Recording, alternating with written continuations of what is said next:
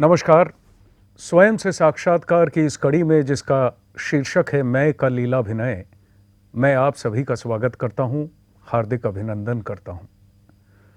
मैं के लीलाभिनय पर हमने प्रज्ञान पुरुष की वाणी सुना और सुन के प्रज्ञान पुरुष की वाणी अनुसार ब्रह्म आत्मविद्या भाग 2 में हम चर्चा कर रहे थे। इस चर्चा में जाने से पहले हमने केवल 2 श्लोक हम ब्रह्म आत्मविद्या के पढ़ पाए थे, तो बाकी श्लोक हमें पढ़ने हैं एक पर्टिकुलर चैप्टर के, वो मैं आगे बताऊंगा। पहले सुन लेते हैं प्रज्ञान पुरुष क्या कहते हैं इसके बारे में। लेकिन अहंग देव की जितना प्रकाश है वो है विश्व आत्मा ईश्वर, और उनका भी प्रकाश जो है जीव जगत, लेकिन सब अखंड में ही विराज करते हैं।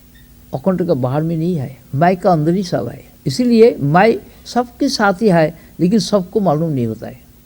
प्रज्ञान पुरुष बोले, लेकिन अहंग देव का जितना प्रकाश वह है विश्व आत्मा ईश्वर और उसका प्रकाश है जीव जगत, लेकिन सब अखंड में ही विराज करते हैं, अखंड के बाहर नहीं हैं, मैं के अंदर ही सब हैं। इसलिए मैं सबके साथ है, लेकिन सबको मालूम नहीं है। अब हम जो चर्चा कर चुके थे उसमें सबसे पहला श्लोक था इसी के बारे में कि यही भूमा मैं कैसे पहले ईश्वर रूप से फिर जीव जगत रूप से अपने आप को प्रकाशित करके खुद ही खुद के साथ खेल रहा है। फिर दूसरा श्लोक भी हमने लिया जिसमें ये 4 विभाजन के माध्यम से हम बढ़े कि जैसे आउटर है, इनर है, सेंट्रल है, ट्रांसेंडेंटल है, इन चारों को मिला के वही अखंड एक मैं वो चल रहा है, खेल रहा है। कैसे खेल रहा है?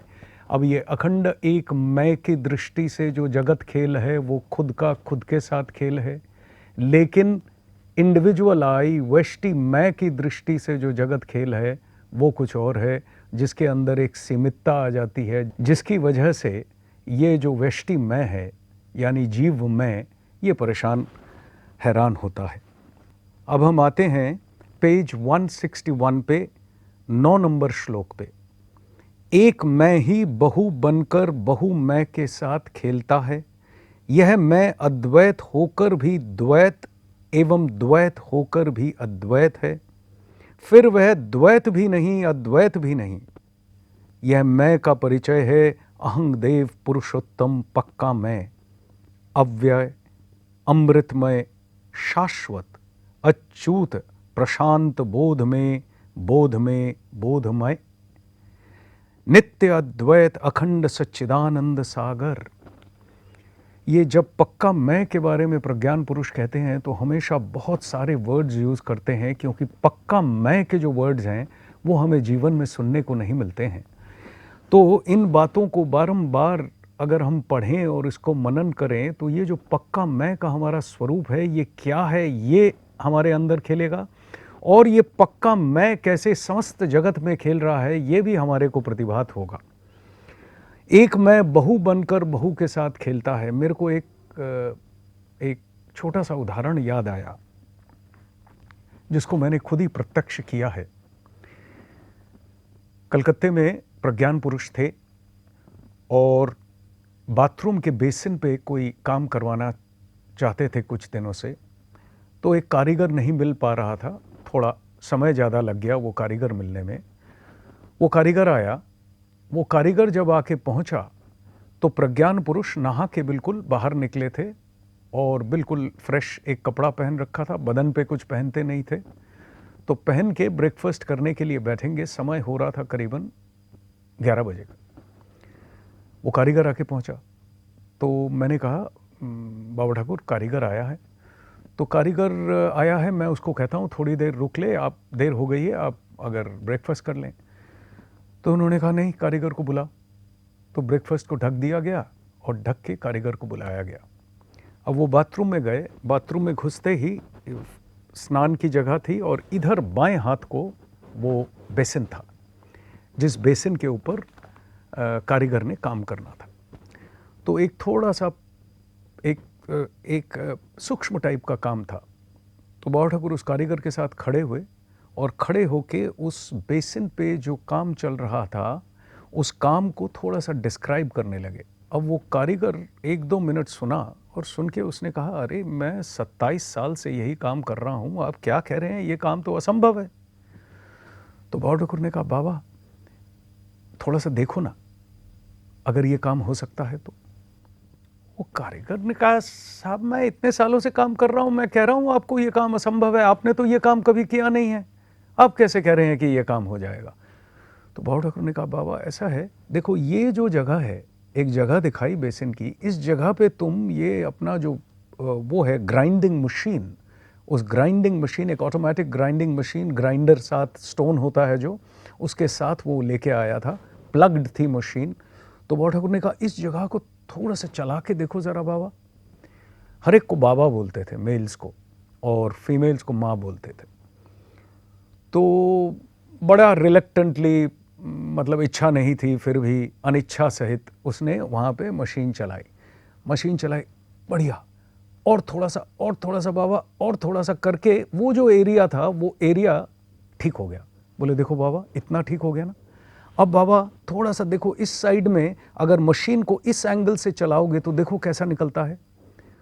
तो तब भी वो राजी वाजी नहीं था, बड़ी अगेन रिलेक्टेंटली उसने मशीन को चलाना शुरू किया। और बाबा ठाकुर बिल्कुल साथ ही, जब ग्राइंडिंग होती है, बेसिन सेरामिक का बना हुआ, उस पर ग्राइंडिंग हो रही है, इतनी फाइन डस्ट उड़ रही है, वाइट डस्ट, जो डस्ट, सर, आंखें, सारी चीज़, बाबा ठाकुर बिल्कुल उस ग्राइंडिंग के नियरेस्ट पोजीशन पे जाके अपने मुंह को लगा के बाबा बाबा बाबा करके उसको प्रेरित करते हुए आगे बढ़ा रहे थे।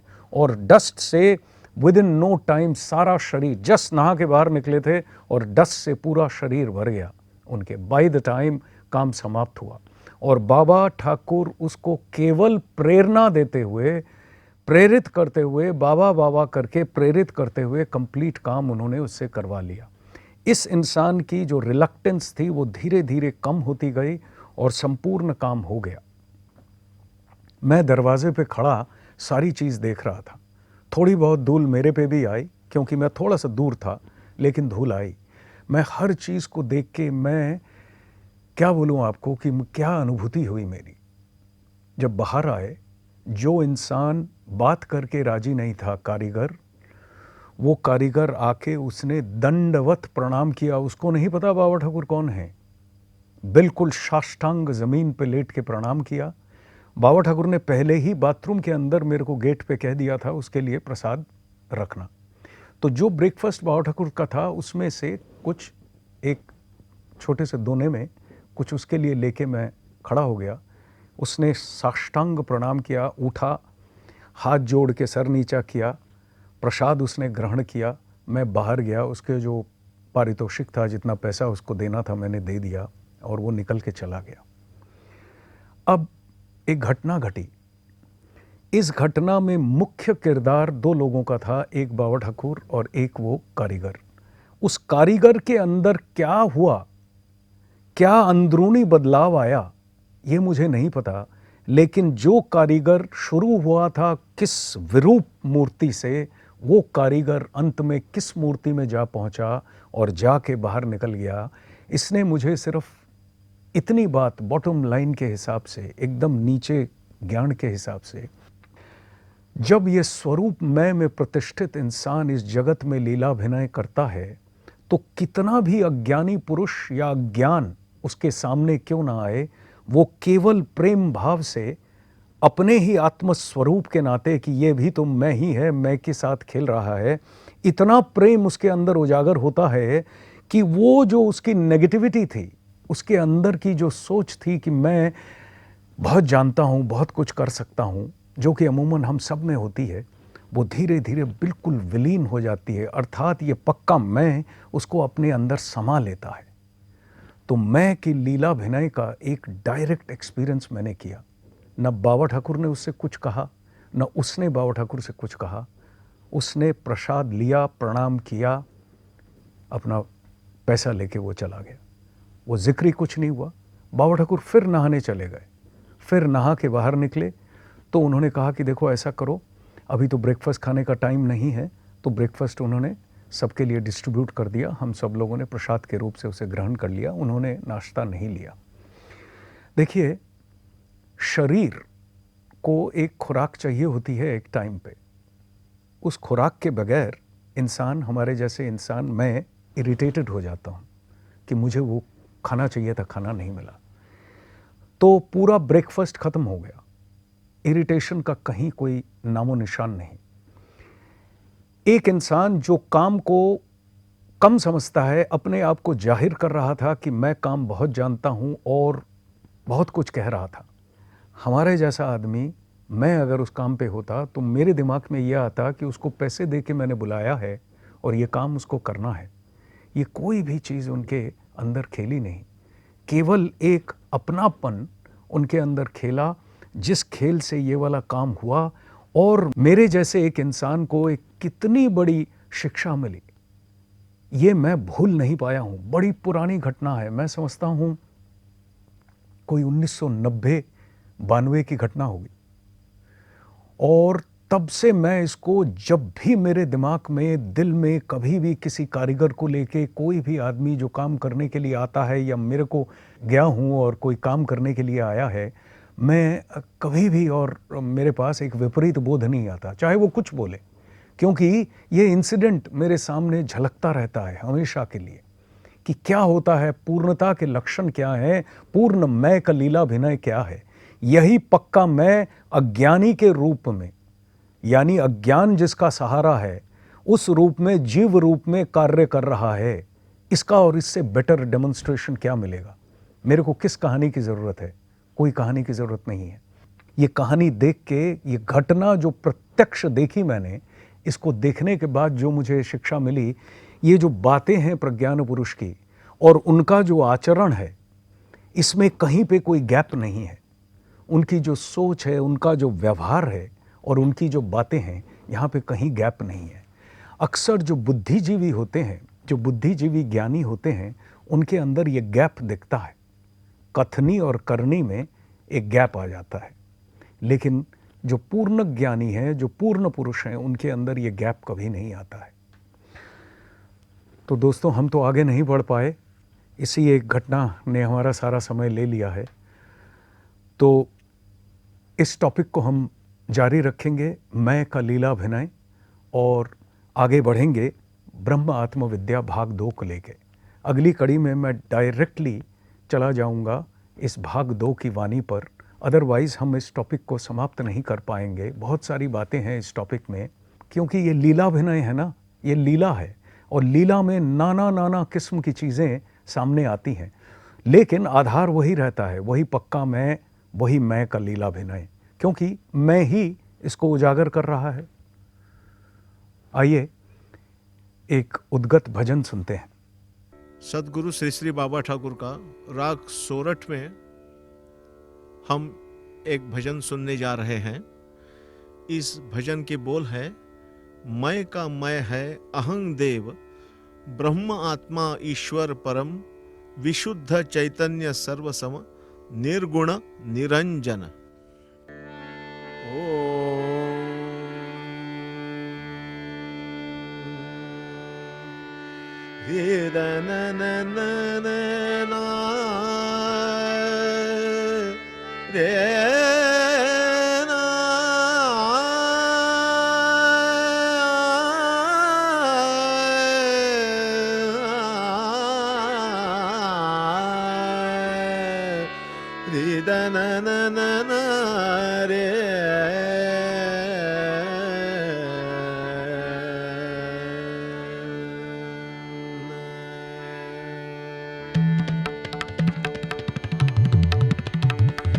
मैं काम है,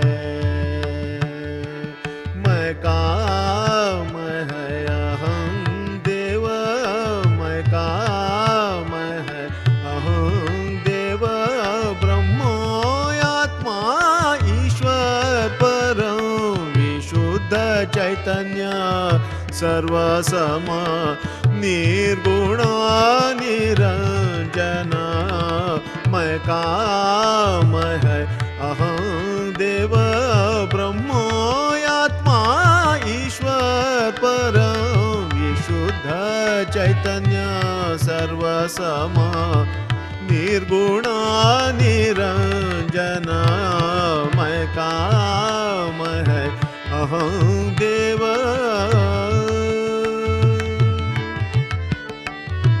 सर्वबोध का अधिष्ठान और सर्व भाव का समाधान सच्चिदानंद घन प्रीतम स्वानुभव देव स्वयं मैं काम है।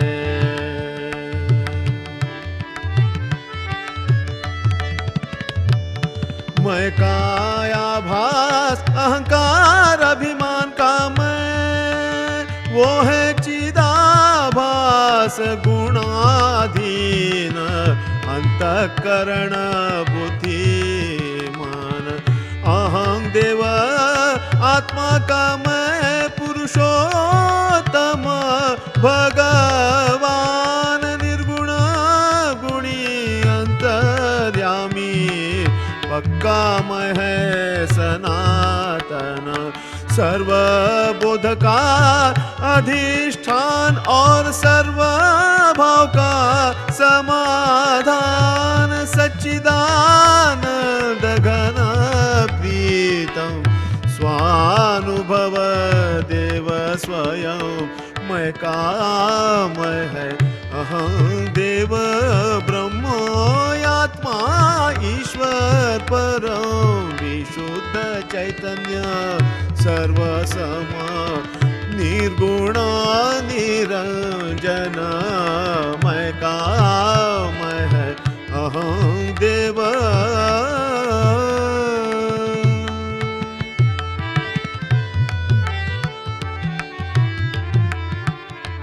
अहंकार का मैं है जीव का मैं कल्पना प्रधान गुणाधीन कच्चा मैं है भ्रांति का कारण।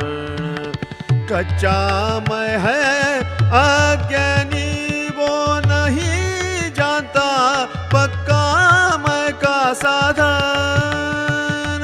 अज्ञान में है जन्म उसका अज्ञान में ही है मरण।